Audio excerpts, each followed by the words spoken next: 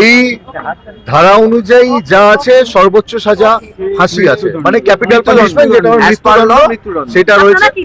আমরা চাই সর্বোচ্চ সাজা খুনের ধারায় একমাত্র অভিযুক্ত সঞ্জয় রায়কে বলা যাবে একমাত্র অভিযুক্ত দেখুন, দোষী?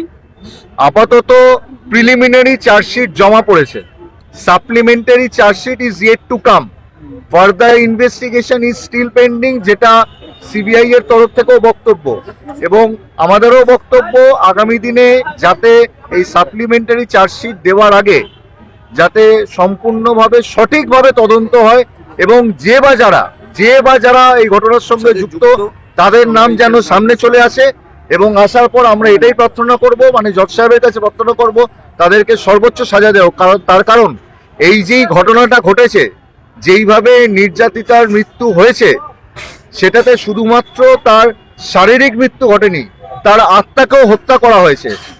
তো আমরা চাইবো সেই সর্বোচ্চ সাজা যেন যে বা যারা যুক্ত তারা পায়।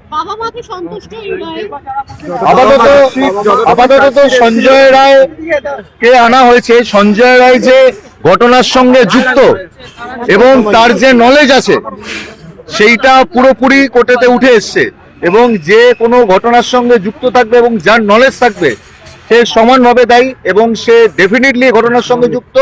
তাই সেই অর্থে যেহেতু জজ সাহেব তার সাজা ঘোষণা করেছে, সে তাকে কনভিক্ট করেছে, সেই জন্য তারাও খুশি, আমরা খুশি। আপাতত সঞ্জয় রায়কে, সঞ্জয় রায়, অমর্ত্য দে, অ্যাডভোকেট, শিয়ালদা।